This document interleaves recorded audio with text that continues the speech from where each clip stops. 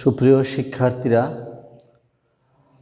Corona virus দীর্ঘায়িত হওয়ার কারণে আমরা অনলাইন ক্লাস থেকে বিচ্যুত হতে পারছি না। এই অনলাইন কার্যক্রম আমাদের চালিয়ে যেতে হচ্ছে তোমাদের পড়ালেখার ধারাবাহিকতা ঠিক রাখার স্বার্থে।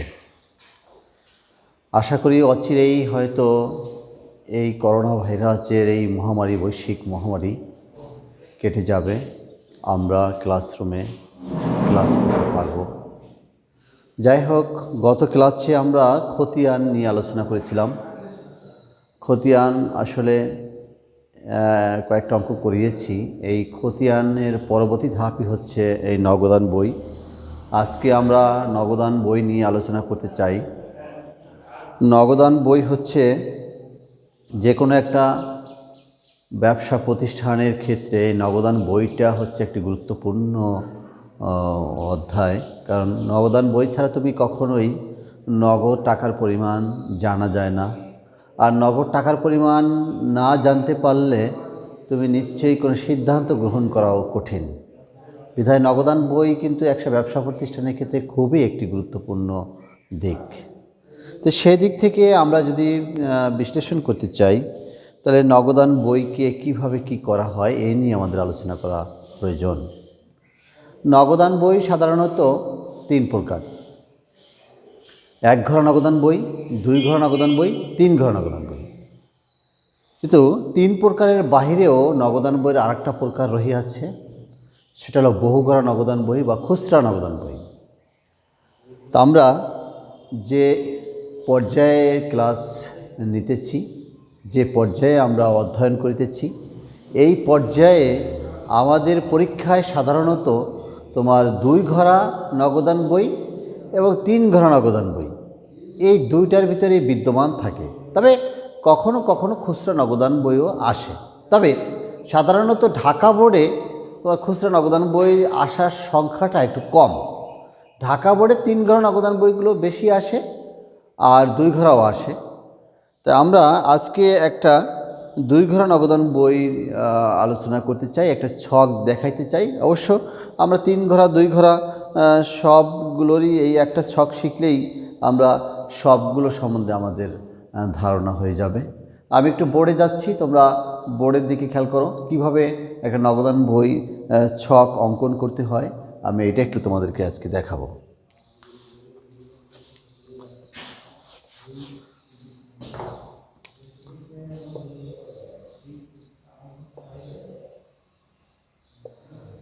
নিয়ম হলো নগদান বইয়ের ছক কাটার জন্য তোমাকে একটা ছকের মাঝখানে ভাগ করে ফেলতে হবে।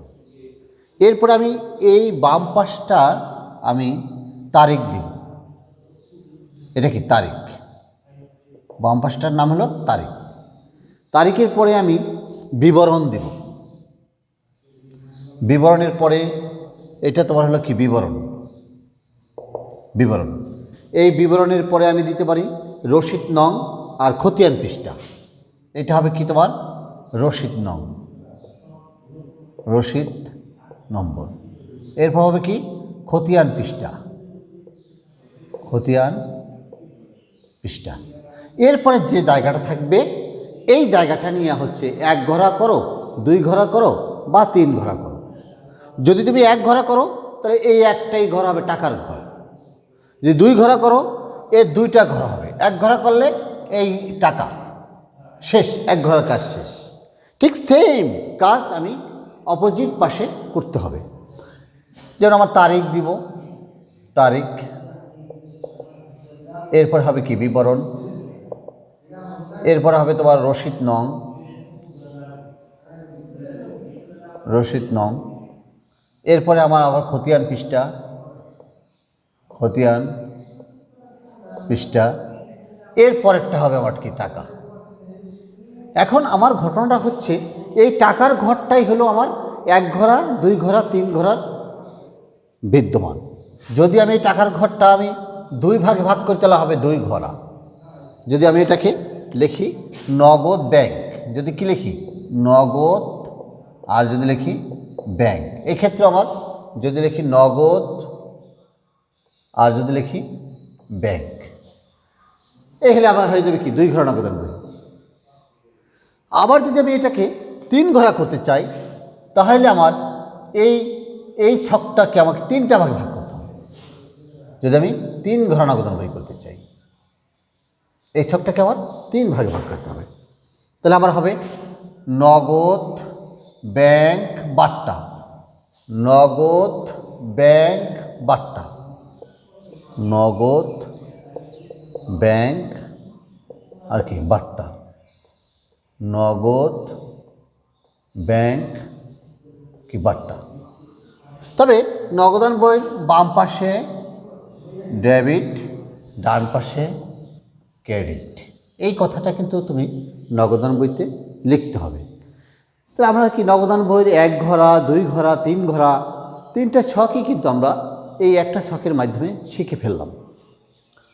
তো আজকে আমরা নগদান বইয়ের একটা অঙ্ক নিয়ে আলোচনা করতে চাই। দেখো আমি একটা নগদান বইয়ের অঙ্ক পড়তেছি, তবে সৃজনশীলের অঙ্কে কিন্তু তোমার নগদান বইটাই শুধু চাইবে এরকম না, এখানে ক, খ, গ, এখানে ভিন্ন ভিন্ন কিন্তু চাওয়ার ধরনও ভিন্ন ভিন্ন থাকে। যদি আমি একটা অঙ্ক পড়ি, জনাব শাহরিয়ার কবির যমুনা ট্রেডার্স নামে একটি ব্যবসায় 2016 সালের 1 সেপ্টেম্বর তারিখে আরম্ভ করেন, উক্ত মাসে নিম্নোক্ত লেনদেনগুলো সম্পূর্ণ করেন। কি কি হয়েছিল লেনদেনগুলোতে? 2016 সালের সেপ্টেম্বর 1 তারিখে তোমার নগদ 40,000 এবং 20,000 টাকা ব্যাংক ঋণ নিয়ে ব্যবসা শুরু করেন।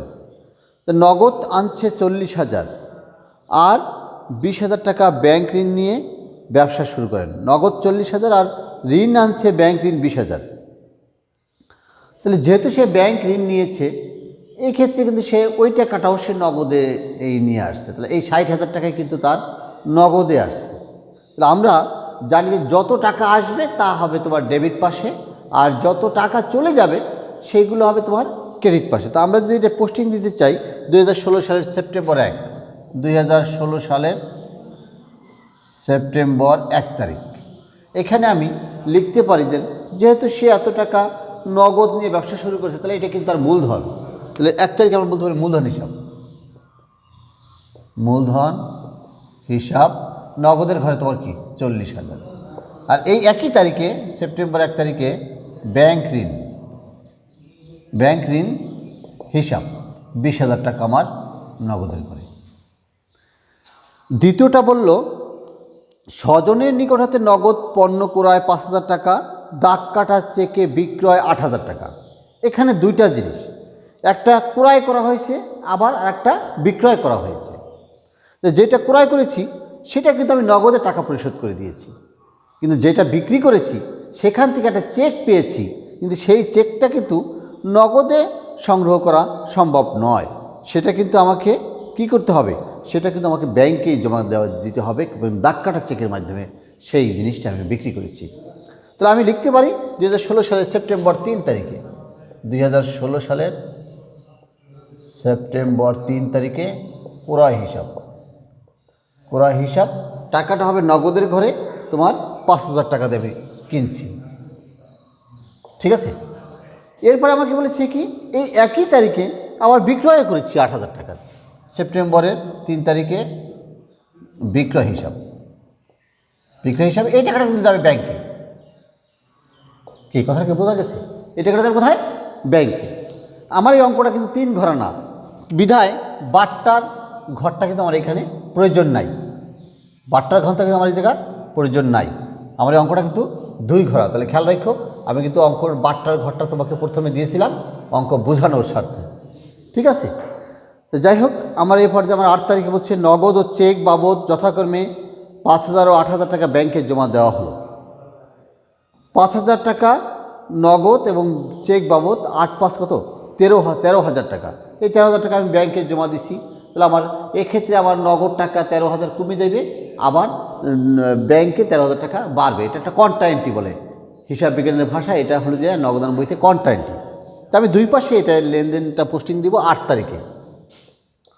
তা নগদ টাকা আমার কমে যাবে, নগদ থেকে কমবে, তাহলে এই পাশে লিখবো আমি ব্যাংক হিসাব, নগদের ঘরে 13,000। আর এই 13,000 টাকাই আবার কি ব্যাংকে যে জমা হবে 8 তারিখে, নগদান হিসাব, ব্যাংকের ঘরে 13,000। ঠিক আছে। অপোজিট আবার দেখো 10 তারিখে বলেছে নগদে 20,000 টাকার পণ্য বিক্রয় করে বিক্রয়লব্ধ অর্থের অর্ধেক সরাসরি ব্যাংকে জমা দেওয়া হলো। নগদে আমি 20,000 টাকা পণ্য বিক্রয় করছি 20,000 টাকা, তো 10,000 টাকা আমার নগদে রয়ে গেছে আর 10,000 টাকা ব্যাংকে জমা দিয়েছি। তো এটা কোনটা না, আমি বিক্রয় করে এই সাথে সাথে এই ব্যাংকে জমা দিয়েছি। হ্যাঁ, এটা নগদের টাকা নিয়ে আমি ব্যাংকে জমা দিইনি, অর্থাৎ নগদে কমানোর কোনো যৌক্তিকতাই নাই। কি কথাটা বুঝছো? আমি নগদের টাকা, আমি এখানে নগদের টাকা নিয়ে গিয়ে যে ব্যাংকে জমা দিই, তাহলে কোনটা হবে? তাহলে এই তারিখটা হচ্ছে তোমার হলো জিয়া 10 তারিখে বিক্রয় হিসাব। 10 তারিখে বিক্রয় হিসাব, এটা আমি নগদেও দিব 10,000 আর ব্যাংকেও দিব 10,000। ঠিক আছে। এরপরে যদি আমি চিন্তা করতে চাই 16 তারিখে দেনাদারের নিকট হতে 3,000 টাকা আদায় করা সম্ভব নয়। দেনাদারের নিকট থেকে 3,000 টাকা আদায় করা সম্ভব নয়, এটা নগদ দান লেনদেনের সাথে কোনো সম্পর্কই নাই। হ্যাঁ, এই লেনদেনটা হয়েছে তোমার কত? 16 তারিখের। এই 16 তারিখের লেনদেন, এটা নগদের সাথে যে লেনদেনগুলো, যে ঘটনাগুলো নগদের সাথে সম্পর্কযুক্ত না, আমরা সেই লেনদেনগুলো কিন্তু নগদান বইতে আনবো না। এরপরে আমি বলতে পারি 20 তারিখে আবুল অ্যান্ড কোম্পানির নিকট হতে প্রাপ্ত চেকখানা ব্যাংকে জমা দেওয়া হলো। দেখো, আমি আবুলের নিকট থেকে একটা চেক পেয়েছিলাম, এই চেকটা আবার আমি ব্যাংকে জমা দিলাম 20 তারিখে। তাহলে আবুলের নিকট থেকে আমি কয় তারিখে চেক পেয়েছিলাম? আবুল অ্যান্ড কোম্পানির নিকট হতে প্রাপ্ত চেকখানা ব্যাংকে জমা দেওয়া হলো। আমি আমার এই অঙ্কের ভিতরে আমি কখনোই আবুলের নিকট থেকে চেক পাই নাই, হয়তো বিগত কোনো মাসের চেক পেয়েছিলাম। যেহেতু আমি এই মাসের কোনো চেক আমার এখানে নাই, তাহলে অতএব এই লেনদেনটাও কিন্তু আমার এখানে লিপিবদ্ধ করা সম্ভব নয়। এরপর আমাকে বলেছে কি 21 তারিখে রমেশ চন্দ্রের নিকট থেকে 20,000 টাকার চেক পেয়ে হারাধন চন্দ্রকে দেওয়া হলো। তো রমেশের থেকেও চেক পাইছি, তো রমেশের থেকে আমি নগদে চেকটা পাইছি, আবার হারাধনকেও আমি নগদে চেকটা দিয়ে দেব। তাহলে আমার এটা 21 তারিখে রমেশ হিসাব, রমেশ চন্দ্র হিসাব। এটা রিপিটেড এন্ট্রি, এটা 20,000 টাকা। আবার 21 তারিখে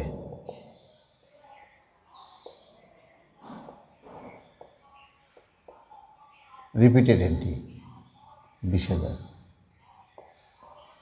আচ্ছা, এরপরে আবার আমরা 24 তারিখে দাগ কাটা চেকের মাধ্যমে স্কয়ার কোম্পানির শেয়ার ক্রয় করা হলো 20,000 টাকা। এবার আমরা স্কয়ার কোম্পানির শেয়ার ক্রয় করেছি দাগ কাটা চেকের মাধ্যমে।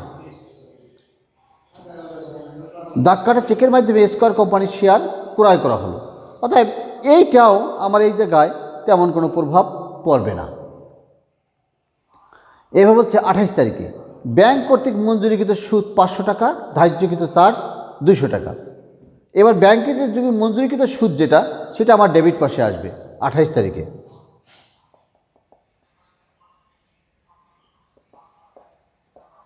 সুদ তোমার দেয়া 500 টাকা ব্যাংকের ঘরে।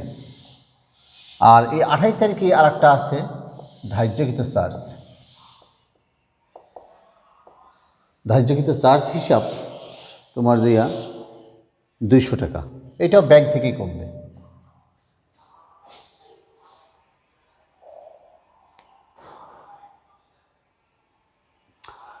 ও 24 তারিখে একটা এন্ট্রি অবশ্য বাদ পড়ে গেছে আমাদের এখানে, একটু 24 তারিখের এন্ট্রিটা একটু দিয়ে এসে নেই।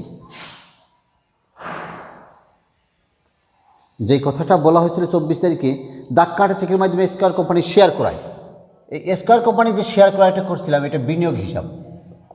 বিনিয়োগ হিসাব এটা তোমার হলো যে কত টাকা? 20,000 টাকা।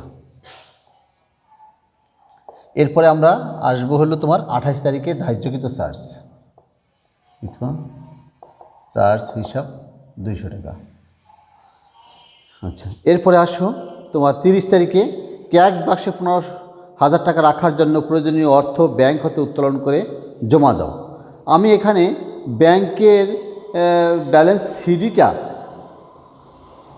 আমার কিন্তু 15,000 টাকা রাখতে বলছে, তাহলে ক্যাশ বাক্সে। তাহলে আমি এইটা যখন আমি নিশ্চয়ই ডেবিট পাস বড় দেখাইতে হবে। তোমার সেপ্টেম্বর মাস 30 এখানে ব্যালেন্স সিডি আমাকে এখানে কিন্তু 15,000 টাকা আমার রাখতে হবে। 15,000 টাকা রাখার পরে যে টাকাটা থাকবে এইটা আমাকে উত্তোলন দেখাইতে হবে। তোমার যে এটাও 30 তারিখে এটা উত্তোলন দেখাইতে হবে, এখানে নগদান হিসাব দেখাইতে হবে। হ্যাঁ, যেহেতু আমার 15,000 টাকা রাখতে বলছে, 15,000 টাকা আমাকে নগদ টাকা উত্তোলন করতে হবে। ঠিক আছে, এখানে বলছে ক্যাশ বাক্সে 15,000 টাকা রাখার জন্য প্রয়োজনীয় অর্থে ব্যাংক হতে উত্তোলন করো বা জমা দাও। ঠিক আছে, এখানে যদি আমি এইবার এই নগদান বইটা যোগ বিয়োগ করতে চাই, তাহলে আমার এই পাশের যোগফলটা দাঁড়ায় যায় কত সেটা আগে দেখো। এই নগদান বইয়ের বাম পাশের যোগফল দাঁড়ায় 90,000 টাকা। আমি এই 90,000 টাকা যদি বাম পাশের যোগফল দাঁড়ায়, আমি এই 90,000 টাকা আমি এই জায়গায় নিয়ে আসলাম। 90,000 টাকা আমি এখানে নিয়ে আসলাম। এই 90,000 টাকা থেকে আমি এইটা যদি বিয়োগ দিই, এই সবগুলো যদি আমি বিয়োগ দিই, তাহলে আমার এখানে একটা 37,000 টাকার একটা থাকে, 37,000 টাকার একটা উদ্ধৃত থাকে। এটাকে আমরা নগদান হিসাব। এই 37,000 টাকা আমাকে উঠে নিয়ে যেতে হবে নগদে। ঠিক আছে, নগদ থেকে নগদে উঠে নিয়ে যাবো 37,000 টাকা। এই 37,000 টাকা আবার আমি ব্যাংকে নিয়ে যাইয়া জমা দেব। তোমার এটার কথা 30 তারিখে এই পাশে এসে আমি নগদান হিসাব লিখব।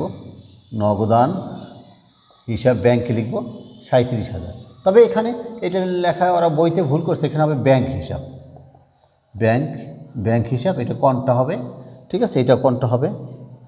এটাও কোনটা হবে? এখানে 37,000। এইবার ব্যাংকের যোগফলটা দ্বারাই হলো তোমার 68,500। এইটা আমি এই পাশে নিয়ে আসবো 68,500। এই সিডি দ্বারায় তোমার দিয়া 48,300। সিডি দ্বারা তোমার 48,300। এই সিডির আবার বিডি করতে হবে অক্টোবর মাসে।